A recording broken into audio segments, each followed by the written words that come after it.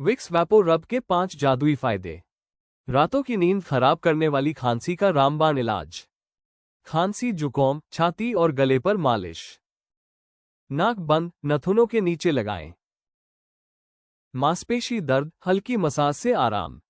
मच्छर भगाएं, खिड़की के पास रखें। सिर दर्द, माथे पर लगाएं। 3 पीढ़ियों का भरोसा, क्योंकि घरेलू नुस्खे हमेशा काम आते हैं। अभी खरीदें आपकी मेडिसिन किट का सुपरहीरो।